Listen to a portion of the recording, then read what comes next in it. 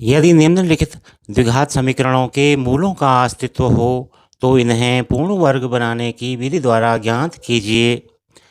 यह प्रश्न है प्रश्नावली 4.3 प्रश्न संख्या 1। इसी प्रश्न के साथ आपका स्वागत। और इस प्रश्न का पहला भाग 2x का वर्ग ऋण 7x धन 3 बराबर 0।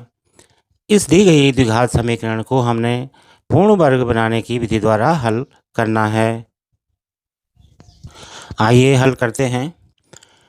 द्विघात समीकरण के मूलों का अस्तित्व सबसे पहले हमें जांचना होगा, और यदि मूलों का अस्तित्व होगा तो इसे हम आगे हल करेंगे इस तरह। सबसे पहले हम दी गई समीकरण 2x का वर्ग ऋण 7x धन 3 बराबर 0 का द्विघात समीकरण के मानक रूप से तुलना करेंगे। ax का वर्ग धन bx धन c बराबर 0 द्विघात समीकरण का मानक रूप है, और इस मानक रूप से तुलना करके हम x वर्ग के गुणांक x के गुणांक b और c को समीकरण से छांट कर लिख लेते हैं। जैसे यहाँ x के वर्ग का गुणांक 2 है, तो a बराबर 2, b बराबर ऋण 7 और c बराबर धन 3 है। द्विघात समीकरण के मूलों का अस्तित्व जांचने के लिए हम a, b और c के इन मानों को b² माइनस 4ac में रखते हैं। यदि b² माइनस 4ac का मान 0 आता है या 0 से बड़ा निकलता है तो द्विघात समीकरण के मूलों का अस्तित्व माना जाता है, और यदि इनका अस्तित्व हो तो इस प्रश्न को आगे हल किया जाता है। तो हम यहाँ पर a, b, c के इन मानों को b² माइनस 4ac में रख करके देखेंगे। तो मान रखने पर b² यानी ऋण 7 का वर्ग ऋण 4 गुणा गया 2 गुणा गया 3, 7 का वर्ग 49 ऋण ऋण का धन और 7 का वर्ग हो गया 49, ऋण 4 दूना 8 3 24, और ये हो गया आपका 9 4 5 4 2 2। तो b² माइनस 4ac का मान 25 आया है, जो कि ग्रेटर देन 0 है। यहाँ पर b² minus 4ac is greater than 0, 0 से बड़ा है, अतः मूलों का अस्तित्व है। अब हम इस प्रश्न को आगे हल कर सकते हैं। दी गई समीकरण 2x का वर्ग ऋण 7x धन 3 बराबर 0 है। सर्वप्रथम हम दी गई समीकरण को इस तरह से लिख लेते हैं।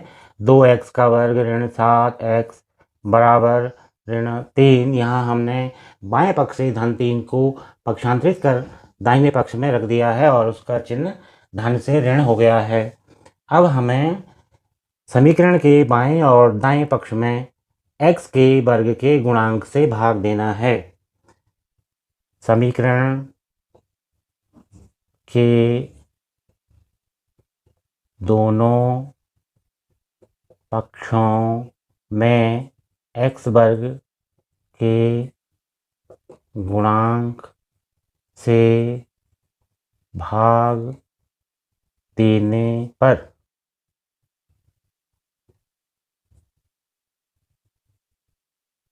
यहाँ पर x वर्ग का गुणांक 2 है, तो 2 से हम दोनों पक्षों यानी दाएं पक्ष और बाएं पक्ष में भाग दे देंगे इस तरह से।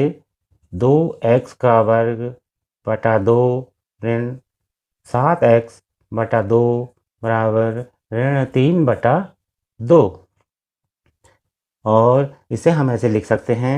2 से भाग चला जाएगा आंसर हर में, तो ये रह जाएगा x का वर्ग ऋण 7 बटा 2x बराबर ऋण 3 बटा 2, और इसे हम समीकरण संख्या 1 के रूप में लिख लेते हैं। अब हमें x के गुणांक का आधा और उसका वर्ग करना है। समीकरण 1 से समीकरण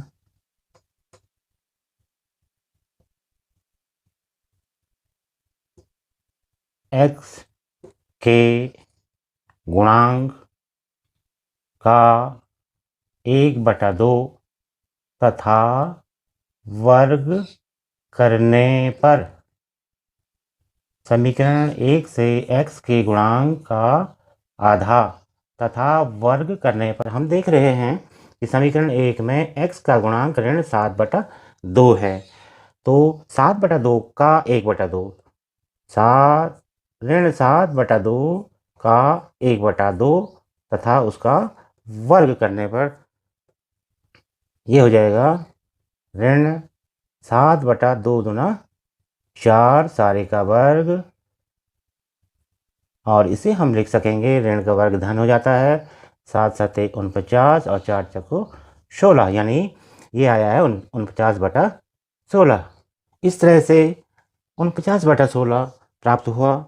अब हम इस 49/16 को समीकरण 1 के दोनों पक्षों में जोड़ेंगे। समीकरण 1 ये है और इसके बाएं पक्ष और दाएं पक्ष में हमने 49/16 को जोड़ना है। इस तरह या x का वर्ग ऋण 7/2 x धन 49/16 बाएं पक्ष में जोड़ दिया है, और इसी तरह से दाएं पक्ष में ऋण 3/2 है, इसके साथ भी हम 49/16 को जोड़ देंगे। अब यहाँ बाएं पक्ष में x वर्ग को हम लिख सकते हैं x सारे का वर्ग, और 49/16 को हम लिख सकते हैं 7/4 सारे का वर्ग, तथा बीच में ऋण दुगना गुणा गया पहली राशि यानी x गुणा गया दूसरी राशि यानी 7/4 धन का धन, और ये हो गया आपका 7/4 सारे का वर्ग। इस तरह से हमने इसे लिख देना है, यानी हम बाएं पक्ष को दो राशियों के अंतर का वर्ग के रूप में लिखेंगे। a का वर्ग ऋण दुगना ab धन b का वर्ग, और दाहिने पक्ष में 16 हमारा लॉस आ गया है, और इसी तरह से अंश में आ जाएगा 2 8 16 8 3 24, यानी ऋण 24 धन का धन 49 का 49। इस तरह से हमारा दायां पक्ष हो जाएगा। अगले स्टेप में x सारे का वर्ग ऋण, अब यहाँ 2 का भाग 4 में चला जाएगा 2 बार, 2 एकम 2 और 2 दूना 4, ये हमने यहाँ पर चेंज करना है।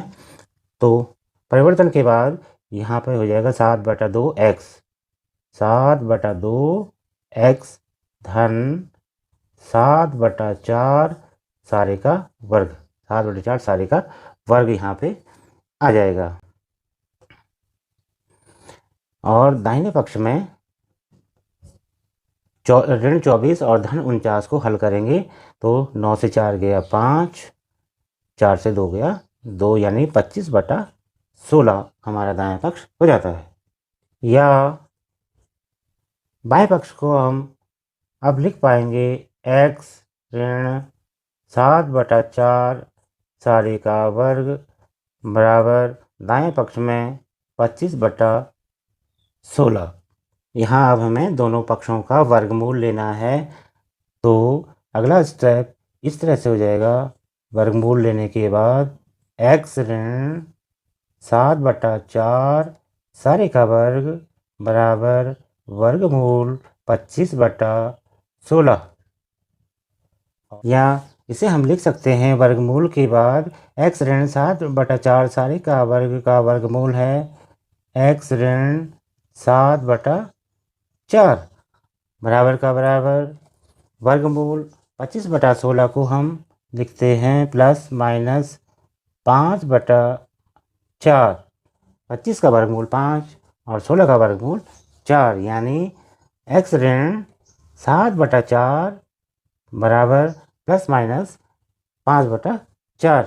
यहाँ x ऋण 7/4 बराबर प्लस माइनस 5/4, तो हम एक बार x ऋण 7/4 बराबर एक बार धन 5/4 लेंगे, और एक बार हम ऋण 5/4 लेंगे और आगे हल करेंगे। अब एक बार x ऋण 7/4 बराबर धन 5/4 लेने पर यह आगे हो जाएगा x बराबर 5/4 धन 7/4, ऋण 7/4 बाएं पक्ष से दाएं पक्ष में चला जाएगा और उसका चिन्ह हो जाएगा धन 7/4। या हम इसको आगे लिख पाएंगे 12/4 या 3। और एक बार x ऋण 7/4 बराबर ऋण 5/4 लेने पर पुनः x ऋण 7/4 बराबर, अब कि हम ऋण 5/4 लेंगे। ऋण 5/4 लेने पर ये हो जाएगा x बराबर ऋण 5/4 धन 7/4 और ये हो जाएगा 904 आ गया और ऊपर हो गया ऋण 5 धन 7 यानी 2/4 यानी 1/2। यहाँ x का मान निकला है 1/2। तो इस तरह से x के दो मान प्राप्त हो गए हैं। x बराबर 1/2, 3। तो x के दो मानों की प्राप्ति यहाँ पर हो गई है। x बराबर 1/2 और x बराबर 3।